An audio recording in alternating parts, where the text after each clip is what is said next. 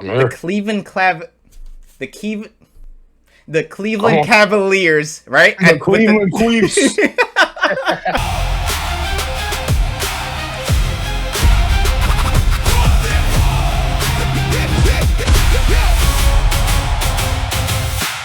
What's up, everybody? Welcome back to Fourth&Pour. This is episode 3. K Swiss, y'all know me. It's my boy MVP Thorns. Glad Yeah. to see y'all back. Glad to be back. In this episode, we actually going to take a slight diverse off of what we usually be doing.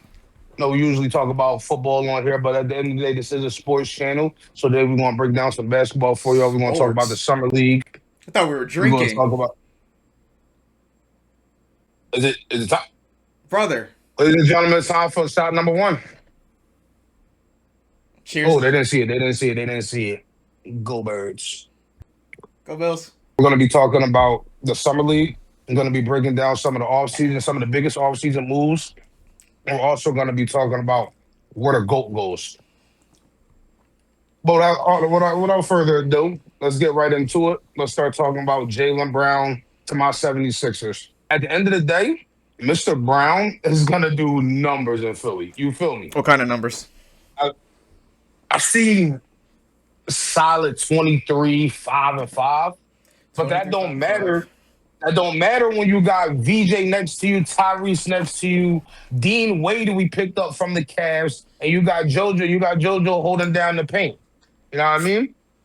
Like Okay. we're good. We're good, baby. Like we're good. Like I'm obviously a little bit of bias. I think the Sixers are gonna be the best team not only in the East next year, but in the whole entire league. Hopefully, we have horrible fucking history. I don't understand why. Even when we have our God squads with our Jimmy Butlers, with our James Hardens, somehow, somewhere we find a way to fuck up. But neither here nor there. What we gave up to get Jaylen Brown and Paul George, very, very excited that we got that bum out of Philly. And now Boston has to deal with that. How do you feel that Boston is like? Do you see like what they're doing over there? Like, So, why would they even make that trade if you, in your humble opinion, obviously? so what I think Boston is trying to do, right? Um, and one to piggyback off of your take on Paul George. That's a guy that got suspended for what 30 something games and came back and damn near averaged 20, and then in the playoffs was one of, if not your best player, at least most consistent. Um, Shit, he got tested. He got tested and found that they found out there was drugs in the system because he was hooping. he was hooping. He was doing Granted, too damn good at the beginning of the season. yeah, and then granted, like, you can also say that he wasn't that good in the playoffs because he was really good the first 3 quarters and the fourth quarter disappeared. So it's like there's an argument for both sides, but I definitely see him being nice next to Jason Tatum. We're talking about two good 3-and-D players. At the end of the day, Paul George is When still a good 3-and-D we're player. talking about the Boston Celtics, a team that is basically, at least for the better part of the last 5 years, being championship or bust. This Yeah, Paul George, obviously losing Jaylen Brown is huge. yeah. Does Paul George do it for you? I'm not gonna necessarily say he does it for me because I think they're not. I think they still have to make a couple moves. I think Okay. honestly, I feel like they're gonna put Payton Pritchard at the 1 now. I think he's gonna be their starter. I think he's proven it. He comes off the bench. He Where's Derek hoops. White go? Derek White's the 2? He's out of the 2 or come off the bench because he's Okay. going. He went from a really good year, getting then he got paid and then he fell off. But he's still good defensively. Offensively, he just had a big dip. Jason Tatum, a healthy year, Jason Tatum. If they could get a healthy Paul George, then that's solid. And then they did just pick up the champion Mitchell Robinson, so Yeah. that's pretty So you big for still them. think about you still think Boston can make a little bit of noise in the East? Yeah. I mean, at the end of the day, it's the East, and I think it's cute. Like they picked up Mike Conley also for the They vet did. minimum. They did. Yeah, So yeah, it's yeah. like they Old man Conley, he still got a little bit, and I'm yeah. still got it. Yeah, if anything, then Mike Conley starts at the 1, and then you have Payton Pritchard at the 2, or if they even want to still Nah, run no, him no, on the no, no bench, way. Conley doesn't come off the bench. There's no way. I rather him come off the bench. But you Yeah, never know no way. nowadays. They're running a 37-year-old 30 plus minutes a game. Yeah, That's and just not. then I don't think Missoula does that. and yeah, I mean, I How feel you feel like about talk to me. so where do you see them? Where do you see them finishing the season at next year? Let's just say everybody fully healthy in a perfect world. It's a perfect NBA. Yeah, You got Bulls at the 1, and then It's been Fourth and Pour. We'll holla at y'all. Oh. Bulls at the one? Yeah. What's up with that? Let's talk about that. Fuck you. John Morant's a Blazer. Fuck you. John Morant is a fucking Blazer. What that So got to do with glad the we got East? off. Damn, that was the question. No, but seriously though, if I was to like, my expectations, right? Let's just say honestly, Yeah. if we could get a fully healthy Embiid, they have two players that average 30 with him and Jalen Brown, and then you have Tyrese Maxey, who's Who no averages 30, who averaged 30 last year. bro, and obviously he's gonna take a dip. I feel like See, I think that's where we're gonna disagree. Because if you look at the years outside of last year where Jalen Brown had the full keys to the organization, he's never been more than a 22 to 24 to 5 game scorer. He averaged 30 last year because he literally had to. I mean, but I think his numbers did more coming into our system than, let's say, a Tyrese Maxey or Joel Embiid. On top of the fact that we still are developing VJ Edgecombe. VJ Edgecombe, at least in my opinion, should still get those same looks, if not more. Now that it's his second year, we're still trying to develop him. And once again, when you got Joel Embiid, Jalen Brown, Tyrese Maxey on the court, that should open up a shit ton of opportunities for VJ Edgecombe. I agree. But the thing is, right, when you have somebody that's getting paid the money that he's getting paid, and then he's a Finals MVP, he's a champion. 300 million fucking dollars. Like if anybody's gonna take that shot, it's gonna be him or Embiid. All right, so it's like it's gonna go in one of their hands if healthy, and then it's gonna be Maxey.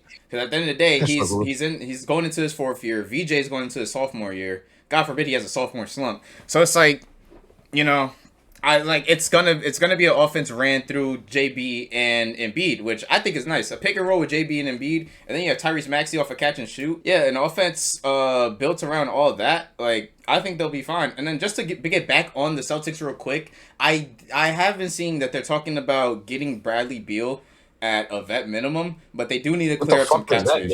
It does nothing to me, but if they could get a Bradley Beal that's healthy and willing to be a role player instead of like trying to force himself to be the Bradley Beal that came from Washington, I think he could be a solid 10 to 12 points per game.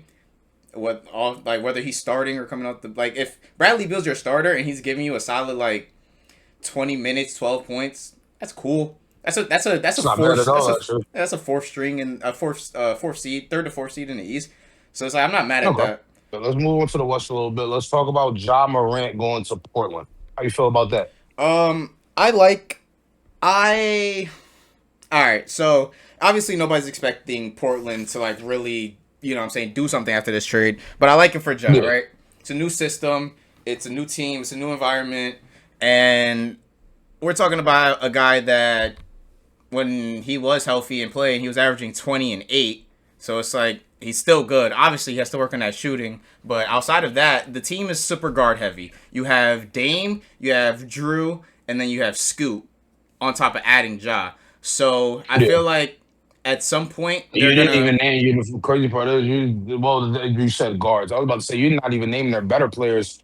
Denny, Jeremy Grant, like they have some ballers. Shaden Sharp, they have some ballers over there in Portland. Like Portland can be a dark horse to get up to. I think their ceiling honestly is around 5 or 6. I know the West is a little congested, but I think if the dice roll their way, I think that they can easily like they'll be a rough team to play in the first round. Yeah, but I also think they fall to that 6, 7, 8. If you're 1, 2, 3. You're not happy of having to play them. Yes, especially if you're a team that deals with like riddling injuries, like the Lakers. The Lakers don't want to deal with that with a hurt Luka, because then that's just they'll win. I how I feel about Luka, but like God forbid he's out. Speaking of the Lakers, they got Kessler. Oh my God, I'm so excited for the Lakers, man. They finally got a real big man. But they haven't had a good big man since the bubble. See, like honestly, they haven't had a real big man since Dwight Howard and the JaVale McGee team up. Like now they got a real solidified center, like a guy that's gonna get you boards, a lob threat for Luka, somebody that can average 2 blocks per game. Yeah. I think that's a really that's one of those signings or free agency moves that's going really far under the radar, and I love Kessler. I love it. It's one of my favorite pickups of the offseason. Granted, he's coming off a season where he only played 5 games because of torn left shoulder labrum, but he was averaging 14 and 11 with the 2 blocks, shooting Yeah. 70%. And then on top of that, it was his 3rd year, and then the years prior he played 60+ games, or I think it's his 4th year. So it's like, regardless, he's not a guy that gets hurt. He just had a freak accident, and he'll be Nah, fine. yeah, he had one of those injuries. Yeah, so At he'll the be end of the fine. day, it wasn't his legs, so you feel me? He a little stiff in the shoulders, but at the end of the day, especially with big men, if it's not your knee, your ankle, your Yeah, hamstrings, one of those yeah, major that lower muscles, body. you chalk that. Yeah, you chalk that up. Yeah, absolutely. You give And him all the money that he wants he's because at playing the with end of the Luca. day, dude, he's gonna go from 14 points. He may be a 20 and 10 guy just off of lobs. Yeah. I can see him getting 7 to 8 lobs by himself. Yeah, but on top of that, not only did they make that move, I think the biggest move that they made was drafting Cameron Carr. You know how I felt about Cameron Carr. I wanted the Bulls to get him at We do, 15. we do, I do know Yeah, about he's a Cameron guy Carr. that I was know how you averaging. feel about him. He was a guy averaging 20 in college, shooting 49%, and then in the summer league, he's shooting 42%, but he was averaging 18 points. So it dipped a little bit, but you know what I'm saying? As long as he could like improve his game, he's a prolific scorer. He could shoot that bitch. And you know what I'm saying? He's got to work on his defense. But Hold that summer league talk for me. Just have a second. We going you know we gonna hop on that right after this. I really want to hear your take on Melo to the Wolves though.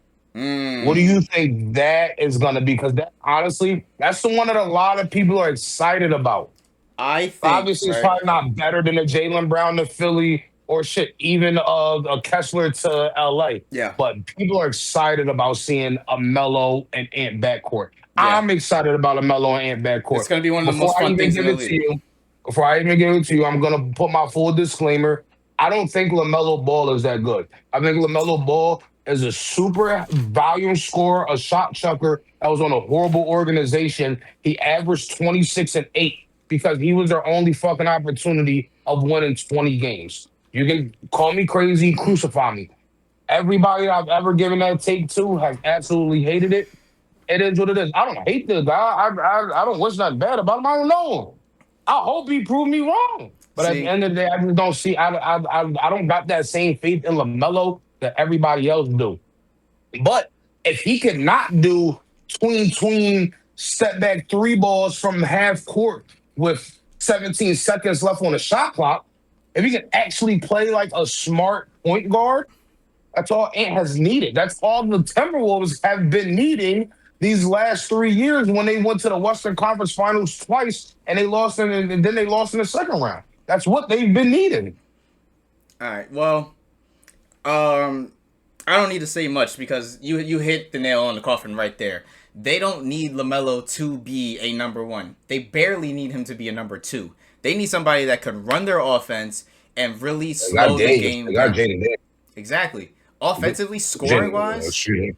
he doesn't need to. He doesn't need to do much. But we're talking about a guy like you said, averages 27 and 5, but he also shoots 40% and then 37% from the three, while shooting about 12, 13 threes. I'll take that. 30, almost 40% I shooting that can't. I many mean, I can't. threes. Yeah, he shoots. That's what I'm saying. He's such a volume shooter, man. He's coming from He's such a volume guy, he's man. coming from a team where it doesn't fucking matter, right? And another thing, if That's the problem. this is my thing though, right? Obviously not many people do watch Hornet games, but I'll tune in here and there, and I'll also pick it up on Real, sponsor us. And my thing is right, especially like when you bet on Lamelo, he'll give you those threes early. He'll start the game off 3 for 3, 4 for 4 Yeah. even, and then that's when he starts missing. Then he'll go 4 for 4, and then he'll end the game 5 for 13 or like 5 for 17, like shit like that. So that's where the percentage drops. 'Cause it's And only because your boy took him live to score 6 of them. I seen that he had 3 at halftime, so I took the hey, live you feel over me? 5.5. And like now he's playing a This game guy, where man. he's not a number one option, right? Like Okay. Yeah, no, good, realistically, good. No, you're right. You're right. he's a number two option. He's the second best player on that team. Argue it a wall. He's better than Jaden McDaniels. He's better than Rudy Gobert. And then the other player would be Io I Dosunmu. think you're better than Rudy Gobert. I mean, Like you sitting right the there. highlights speak for The itself. the audience is better than Rudy Gobert. You feel Step me? back, step Really over, do step back. something. Oh, you want the done? You want the done? You want the done?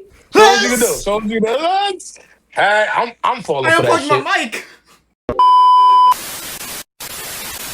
Yeah. Speaking of our young talent, let's jump right into the summer league. I know you got way more to say about the summer league than me. The biggest summer league, excuse me, the biggest thing of the summer for my team specifically. I like that bull back there. I ain't gonna lie. I like the Chicago Bulls. I ain't got no hate with the Bulls. You feel me? Biggest thing for my Sixers this summer was getting Jaylen Brown, a certified veteran, a 29-year-old that's a Finals MVP. We got the kid from Alabama. Really, really He's like already him. I think he 29? averaged.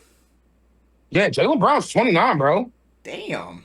Bro, I didn't what know he was that that was old. a win. That was a win now move. Like absolutely right now. Yeah. The process has been going on since 2012, bro.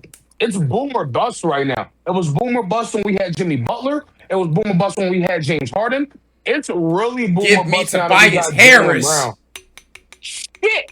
Man had Tobias Harris and fucking Paul George for the last 2 fucking years. That nigga been in Detroit fucking hooping. Anyway, let's get on with these Now rookies, he's man. with What the he's upcoming. Spurs. This, Before we get to that, how do you think about the Spurs picking that up? damn it. All right, I'm not gonna lie. You know me, it's a love-hate relationship with Tobias Harris. When I needed him to perform for the Sixers, he just flat out fucking sold us. Every He fucking was time I solid in the need him. playoffs for you guys.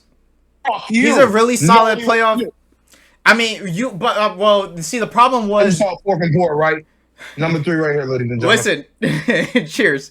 The problem was that you guys were so injured that you needed him to step up from your third, fourth option to a number 2 next to Tyrese Maxey. That was the biggest problem. This is what this conversation is about. You know what? I'm gonna just let you have that, and I'm gonna answer your original question. Him going for the Spurs just adds a really nice piece to that bench. Um, Shit, that was a good shot. Yo, Screwball, sponsor us. We love you. From Fourth&Pour. He adds nice depth to that bench that's already pretty fucking insane. Yeah. We're talking about one of the better role guys in the league going to a team that just won a what? What more do I really need to say? It's really, really good. It's Yeah. really good. Yeah.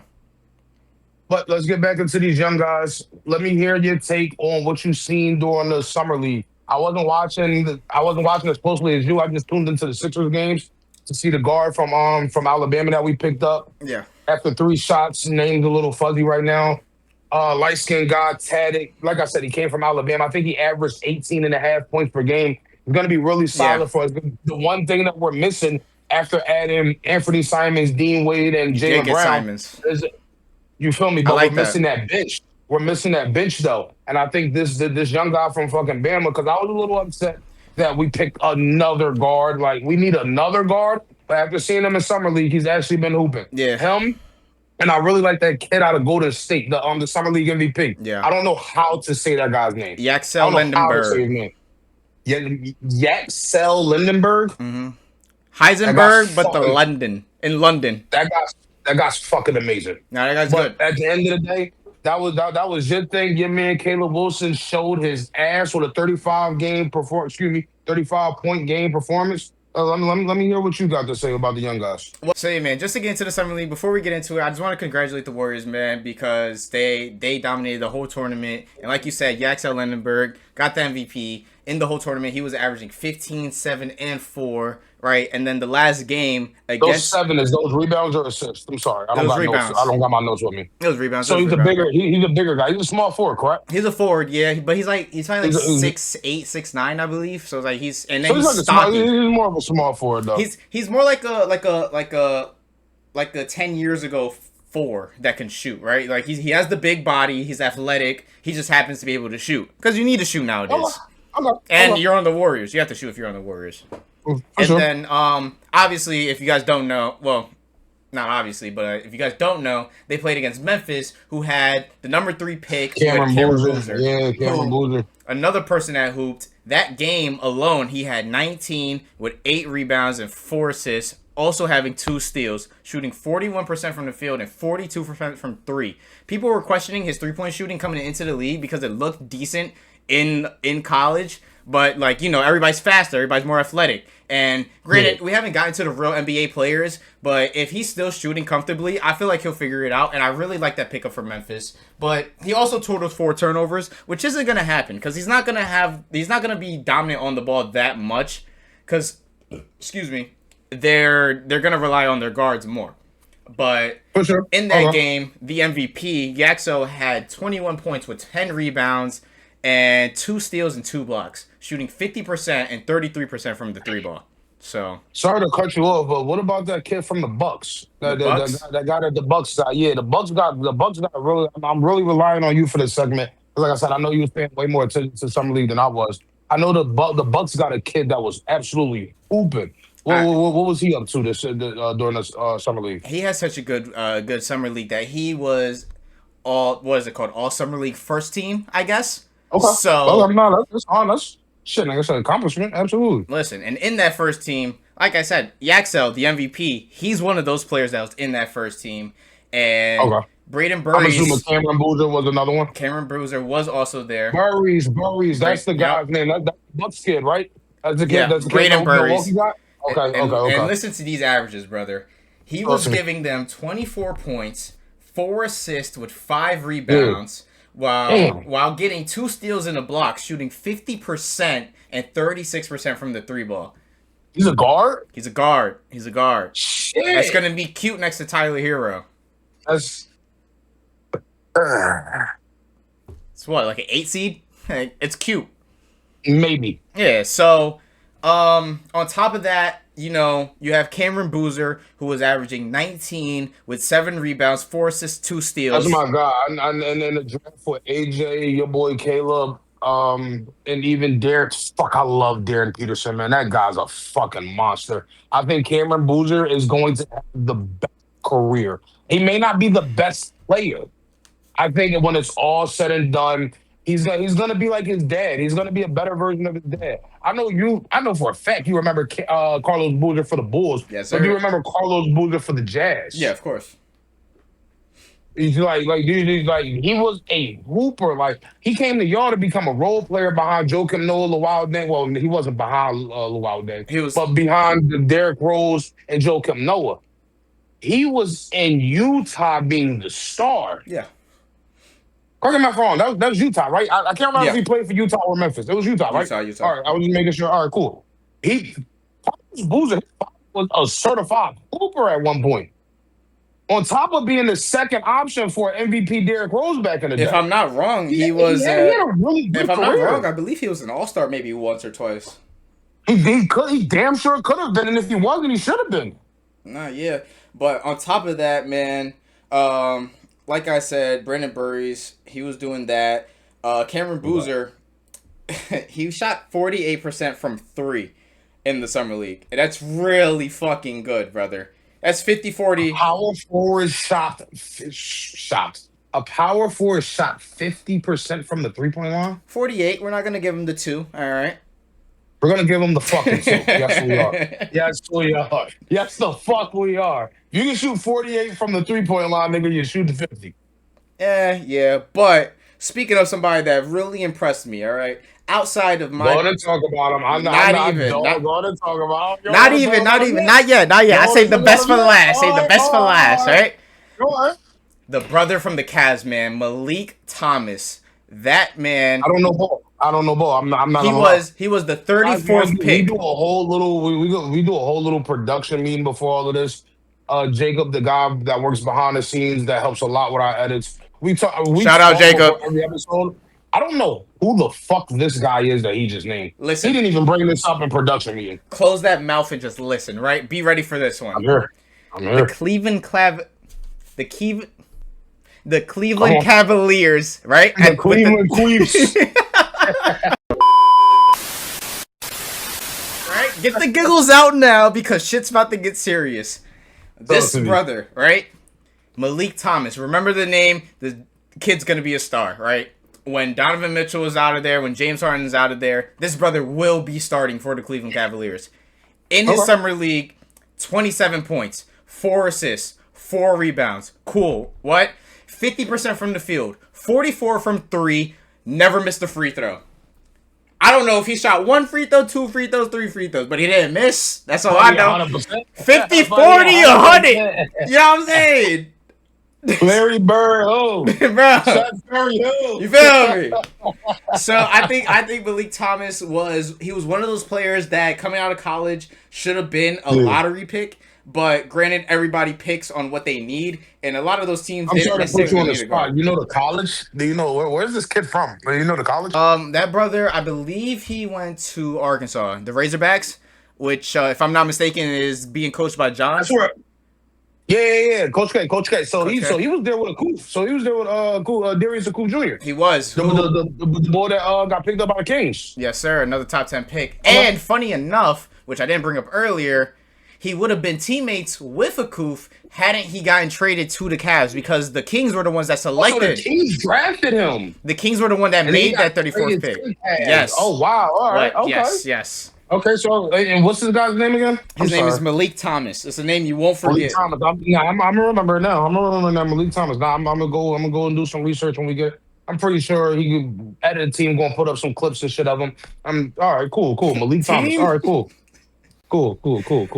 And you know what I'm saying? Just to cap off the summer league, who else but Chicago? Nah, your boy was fucking hooping. You know what I'm saying? Caleb Wilson was fucking hooping. That I do know happened in the summer league. 24 points, 7 rebounds, only 2 assists, but he also was getting a block with 3 steals a game, shooting 50%. Chicago, who the fuck is he gonna pass it to? Who? Oh, get your shots up, kid. Get your shots up.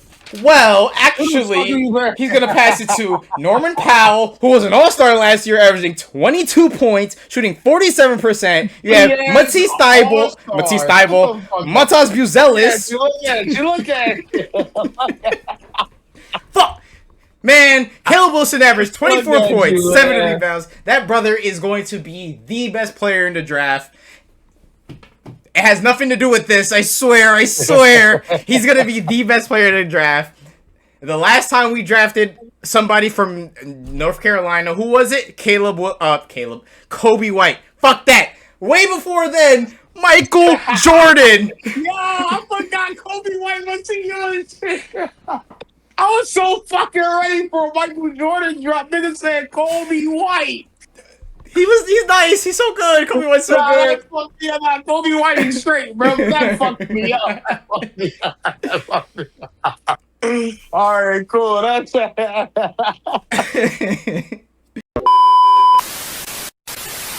retarded. Thanks for everything, YouTube. Like, comment, subscribe. MVP Thorns, K Swiss. We love y'all. Appreciate everything. We'll see you on episode 4. Ciao. Yeah.